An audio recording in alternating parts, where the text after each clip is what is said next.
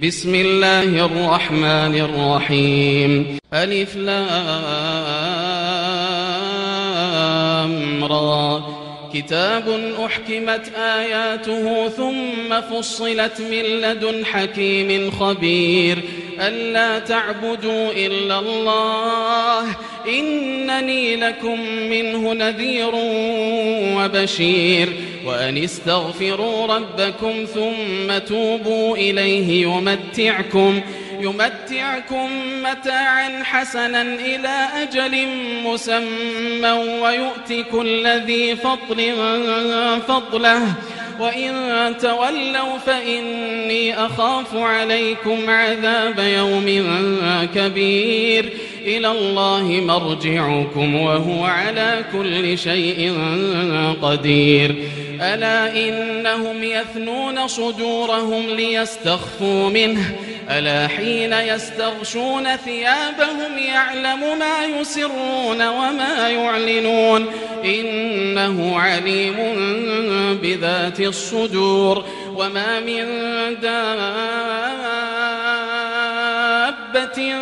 في الأرض إلا على الله رزقها ويعلم مستقرها ومستودعها كل في كتاب مبين وهو الذي خلق السماوات والأرض في 6 أيام وكان عرشه على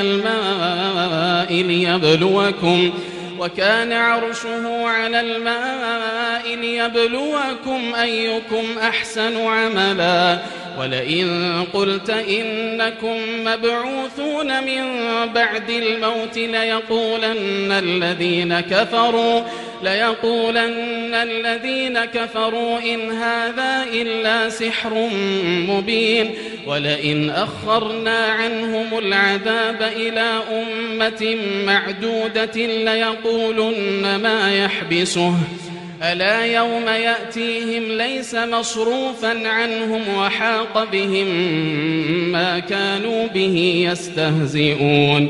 ولئن أذقنا الإنسان منا رحمة ثم نزعناها منه إنه ليئوس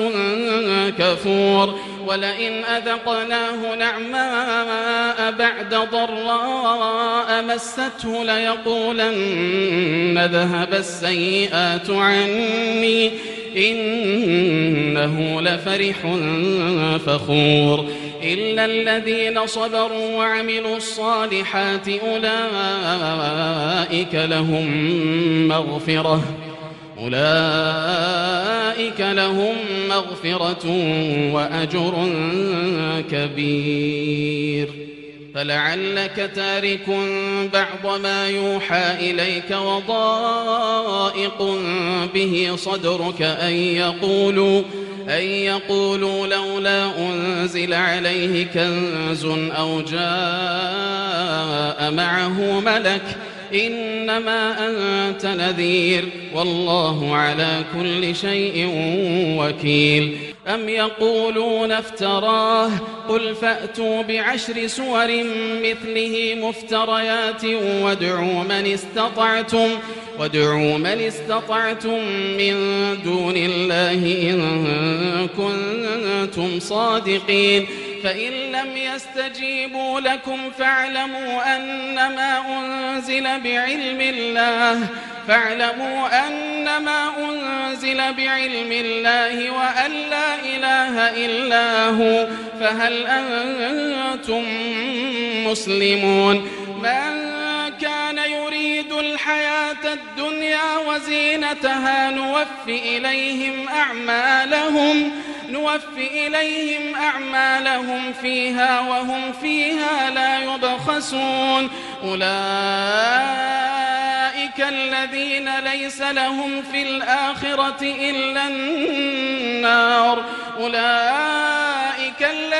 ليس لهم في الآخرة إلا النار وحبط ما صنعوا فيها وباطل ما كانوا يعملون أفمن كان على بينة من ربه ويتلوه شاهد منه ومن قبله كتاب موسى إماما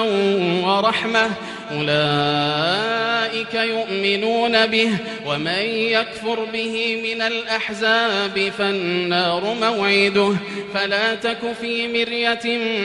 منه إنه الحق من ربك ولكن أكثر الناس لا يؤمنون ومن أظلم ممن افترى على الله كذبا أولئك يعرضون على ربهم ويقول الأشهاد هؤلاء الذين كذبوا على ربهم ألا لعنة الله على الظالمين الذين يصدون عن سبيل الله ويبغونها عوجا وهم بالآخرة هم كافرون أولئك لم يكونوا معجزين في الأرض وما كان لهم من دون الله من أولياء يضاعف لهم العذاب ما كانوا يستطيعون السمع وما كانوا يبصرون أولئك الذين خسروا أنفسهم وضل عنهم ما كانوا يفترون لا جرم أنهم في الآخرة هم الأخسرون إن الذين آمنوا وعملوا الصالحات وأخبتوا إلى ربهم أولئك أصحاب الجنة هم فيها خالدون مثل الفريقين كالأعمى والأصم والبصير والسميع هل يستويان مثلا أفلا تذكرون ولقد أرسلنا نوحا إلى قومه إني لكم نذير مبين ألا تعبدوا إلا الله إني أخاف عليكم عذاب يوم أليم فقال الملأ الذين كفروا من قومه ما نراك إلا بشرا مثلنا وما نراك اتبعك إلا الذين هم أراذلنا بادي الرأي وما نرى لكم علينا من فضل بل نظنكم كاذبين قال يا قوم أرأيتم إن كنت على بينة من ربي وآتاني رحمة من عنده فعميت عليكم أنلزمكموها وأنتم لها كارهون ويا قوم لا أسألكم عليه مالا إن أجري إلا على الله وما أنا بطارد الذين آمنوا إنهم ملاقو ربهم ولكني أراكم قوما تجهلون ويا قوم من ينصرني من الله إن طردتهم أفلا تذكرون ولا أقول لكم عندي خزائن الله ولا أعلم الغيب ولا أقول إني ملك ولا أقول للذين تزدري أعينكم لن يؤتيهم الله خيرا الله أعلم بما في أنفسهم إني إذا لمن الظالمين قالوا يا نوح قد جادلتنا فأكثرت جدالنا فأتنا بما تعدنا إن كنت من الصادقين قال إنما يأتيكم به الله إن شاء وما أنتم بمعجزين ولا ينفعكم نصحي إن أردت أن أنصح لكم إن كان الله يريد أن يغويكم هو ربكم وإليه ترجعون أم يقولون افتراه قل إن افتريته فعلي إجرامي وأنا بريء مما تجرمون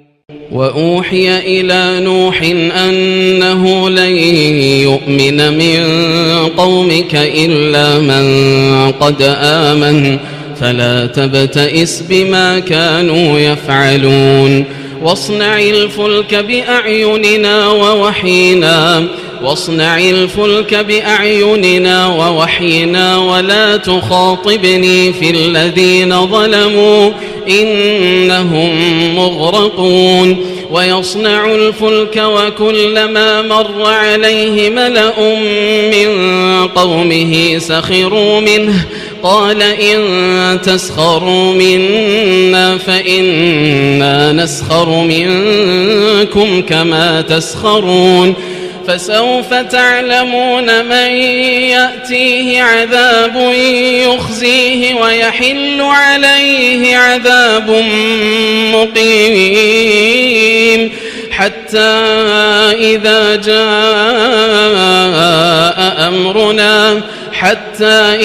جاء أمرنا وفارت النور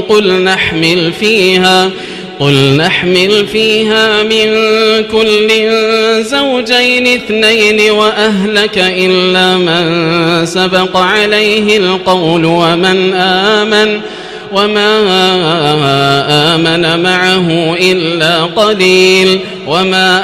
آمن معه إلا قليل وقال اركبوا فيها بسم الله مجريها ومرساها إن ربي لغفور رحيم وهي تجري بهم في موج كالجبال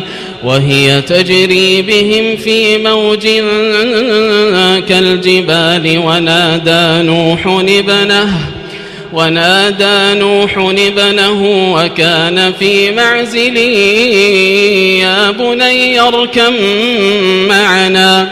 وكان في معزل يا بني اركم معنا ولا تكن مع الكافرين قال سآوي إلى جبل يعصمني من الماء قال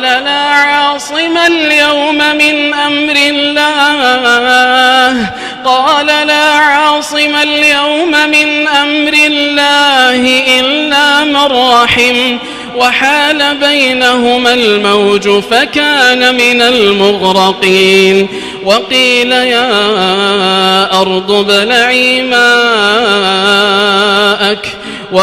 يا أرض ابلعي ماءك ويا سماء أقلعي وغيض الماء وقضي الأمر واستوت على الجود وقيل بعدا للقوم الظالمين ونادى نوح ربه فقال رب إن ابني من أهلي وإن وعدك الحق وأنت أحكم الحاكمين قال يا نوح إنه ليس من أهلك إنه عمل غير صالح فلا تسألني ما ليس لك به علم إني أعظك أن تكون من الجاهلين قال رب إني أعوذ بك أن أسألك ما ليس لي به علم وإلا تغفر لي وترحمني أكن من الخاسرين قيل يا نوح اهبط بسلام منا وبركات عليك وعلى ممن معك وأمم سنمتعهم ثم يمسهم منا عذاب أليم تلك من أنباء الغيب نوحيها إليك ما كنت تعلمها أنت ولا قومك من قبل هذا إن العاقبة للمتقين. وإلى عاد أخاهم هودا قال يا قوم اعبدوا الله ما لكم من إله غيره إن أنتم إلا مفترون. يا قوم لا أسألكم عليه أجرا إن أجري إلا على الذي فطرني أفلا تعقلون. ويا قوم استغفروا ربكم ثم توبوا إليه يرسل السماء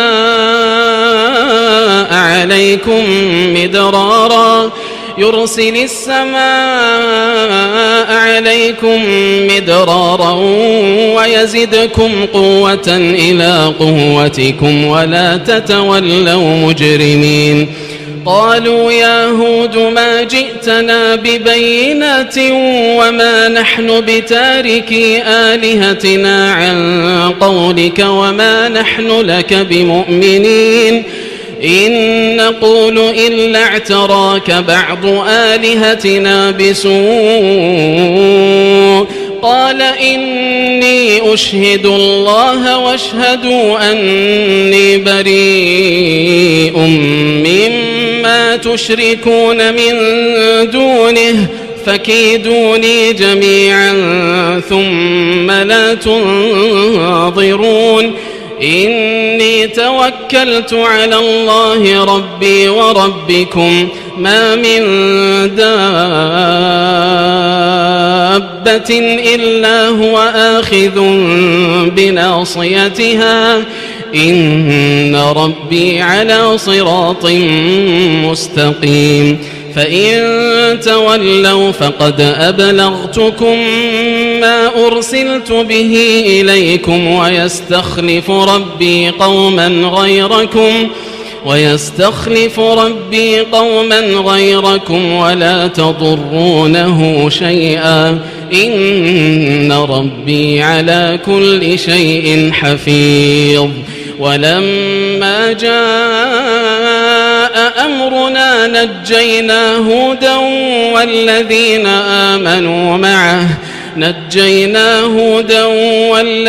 آمنوا معه برحمة منا ونجيناهم من عذاب غليظ. وتلك عاد جحدوا بآيات ربهم وعصوا رسله واتبعوا أمر كل جبار عنيد.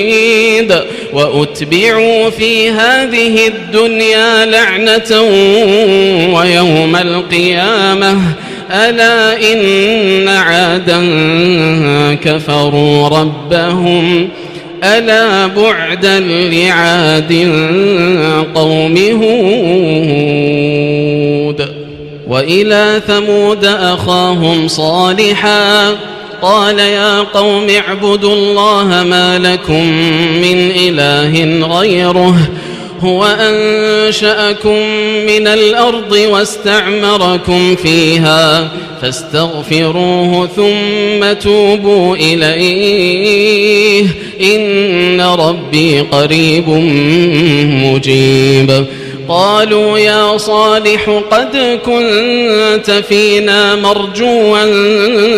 قبل هذا أتنهانا أن نعبد ما يعبد آباؤنا وإننا لفي شك مما تدعونا إليه مريب. قال يا قوم أرأيتم إن كنت على بينة من ربي وآتاني منه رحمة فمن ينصرني من الله إن عصيته فما تزيدونني غير تخسير. ويا قوم هذه ناقة الله لكم آية فذروها تأكل في أرض الله ولا تمسوها بسوء فيأخذكم عذاب قريب. فعقروها فقال تمتعوا في داركم 3 أيام ذلك وعد غير مكذوب. فلما جاء أمرنا نجينا صالحا والذين آمنوا معه برحمة منا ومن خزي يومئذ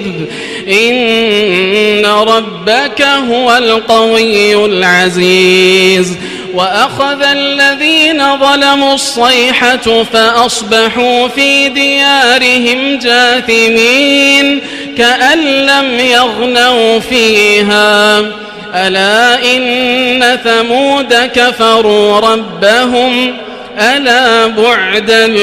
لثمود. ولقد جاءت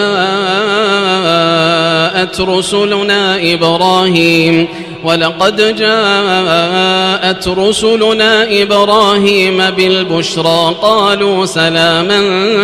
قال سلام فما لبث أن جاء بعجل حنيذ. فلما رأى أيديهم لا تصل إليه نكرهم وأوجس منهم خيفة قالوا لا تخف إنا أرسلنا إلى قوم لوط وامرأته قائمة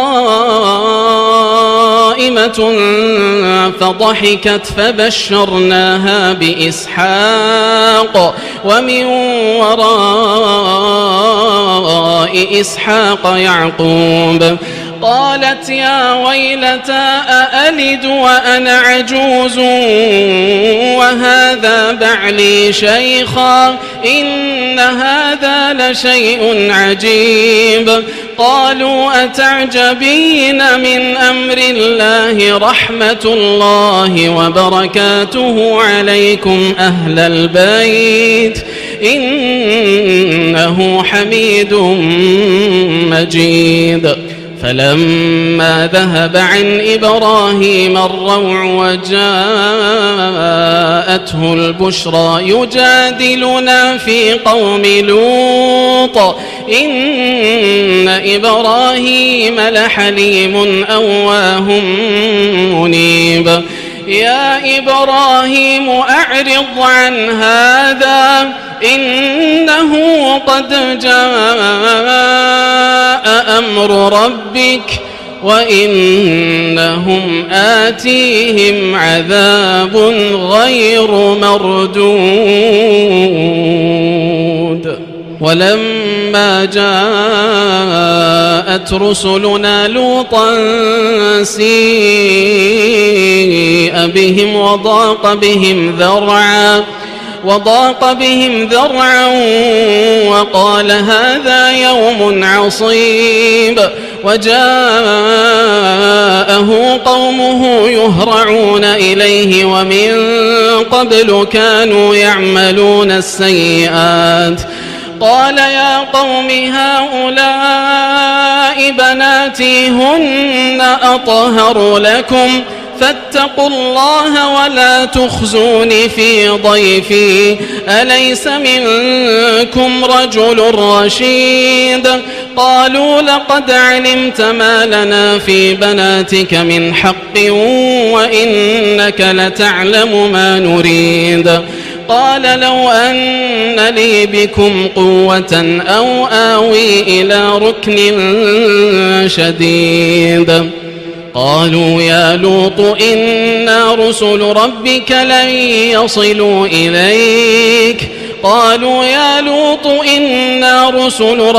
لن يصلوا إليك فأسر بأهلك بقطع من الليل ولا يلتفت منكم أحد إلا امرأتك إنه مصيبها ما أصابهم إن موعدهم الصبح أليس الصبح بقريب. فلما جاء أمرنا جعلنا جعلنا عاليها سافلها وأمطرنا عليها حجارة من سجيل منضود مسومة عند ربك وما هي من الظالمين ببعيد.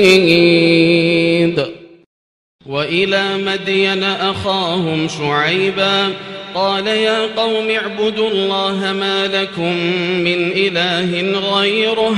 ولا تنقصوا المكيال والميزان إني أراكم بخير وإني أخاف عليكم عذاب يوم محيط. ويا قوم أوفوا المكيال والميزان بالقسط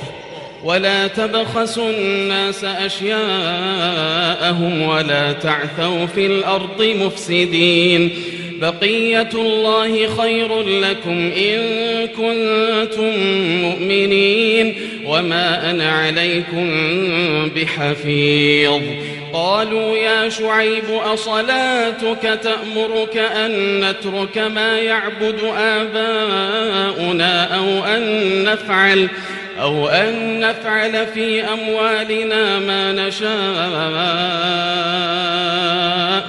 إنك لأنت الحليم الرشيد. قال يا قوم أرأيتم إن كنت على بينة من ربي ورزقني منه رزقا حسنا وما أريد أن أخالفكم إلى ما أنهاكم عنه إن أريد إلا الإصلاح ما استطعت وما توفيقي إلا بالله عليه توكلت وإليه أنيب. ويا قوم لا يجرمنكم شقاقي أن يصيبكم مثل ما أصاب قوم نوح أو قوم هود أو قوم صالح وما قوم لوط منكم ببعيد واستغفروا ربكم ثم توبوا إليه إن ربي رحيم ودود. قالوا يا شعيب ما نفقه كثيرا مما تقول وإنا لنراك فينا ضعيفا ولولا رهطك لرجمناك وما أنت علينا بعزيز. قال يا قوم أرهطي أعز عليكم من الله واتخذتموه وراءكم ظهريا إن ربي بما تعملون محيط. ويا قوم اعملوا على مكانتكم إني عامل سوف تعلمون من يأتيه عذاب يخزيه ومن هو كاذب وارتقبوا إني معكم رقيب. ولما جاء أمرنا نجينا شعيبا والذين آمنوا معه برحمة منا وأخذت الذين ظلموا الصيحة فأصبحوا في ديارهم جاثمين كأن لم يغنوا فيها ألا بعدا لمدين كما بعدت ثمود. ولقد أرسلنا موسى بآياتنا وسلطان مبين إلى فرعون وملئه فاتبعوا أمر فرعون وما أمر فرعون برشيد. يقدم قومه يوم القيامة فأوردهم النار وبئس الورد المورود. وأتبعوا في هذه لعنة ويوم القيامة بئس الرفد المرفود. ذلك من أنباء القرى نقصه عليك منها قائم وحصيد وما ظلمناهم ولكن ظلموا أنفسهم فما أغنت عنهم آلهتهم التي يدعون من دون الله من شيء لما جاء أمر ربك وما زادوهم غير تتبيب وكذلك أخذ ربك إذا أخذ القرى وهي ظالمة إن أخذه أليم شديد إن في ذلك لآية لمن خاف عذاب الآخرة ذلك يوم مجموع له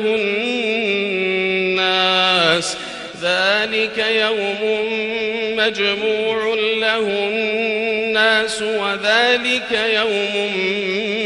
مشهود وما نؤخره إلا لأجل معدود يوم يأتي لا تكلم نفس إلا بإذنه فمنهم شقي وسعيد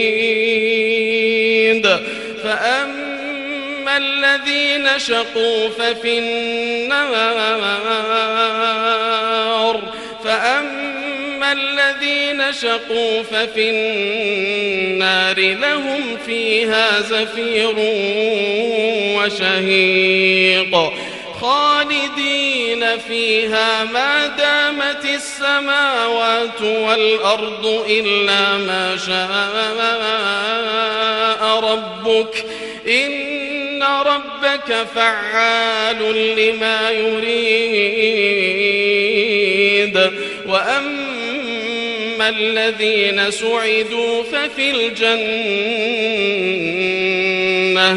وأما الذين سعدوا ففي الجنة خالدين فيها ما دامت السماوات والأرض إلا ما شاء ربك عطاء غير مجذوذ فلا تك في مرية مما يعبد هؤلاء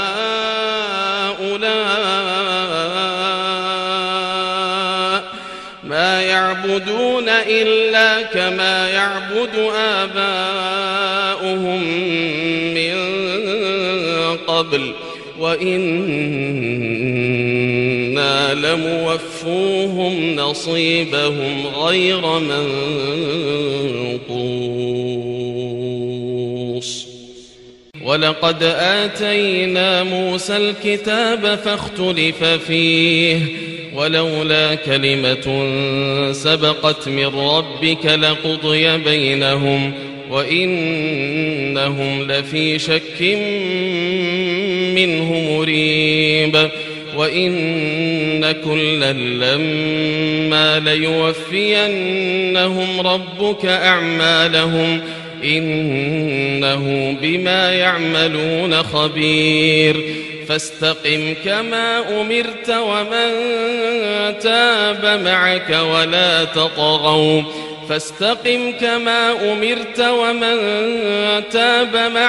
ولا تطغوا إنه بما تعملون بصير ولا تركنوا إلى الذين ظلموا فتمسكم النار فتمسكم النار وما لكم من دون الله من أولياء ثم لا تنصرون وأقم الصلاة طرفي النهار وزلفا من الليل إن الحسنات يذهبن السيئات ذلك ذكرى للذاكرين واصبر فإن الله لا يضيع أجر المحسنين فلولا كان من القرون من قبلكم أولو بقية ينهون عن الفساد في الأرض إلا قليلا ممن أنجينا منهم واتبع الذين ظلموا ما أترفوا فيه وكانوا مجرمين وما كان ربك ليهلك القرى بظلم وأهلها مصلحون ولو شاء ربك لجعل الناس أمة واحدة ولا يزالون مختلفين إلا من رحم ربك ولذلك خلقهم وتمت كلمة ربك لأملأن جهنم من الجنة والناس أجمعين وكلا نقص عليك من أنباء الرسل ما نثبت به فؤادك وجاءك في هذه الحق وموعظة وذكرى للمؤمنين وقل للذين لا يؤمنون اعملوا على مكانتكم إنا عاملون وانتظروا إنا منتظرون ولله غيب السماوات والأرض وإليه يرجع الأمر كله فاعبده وتوكل عليه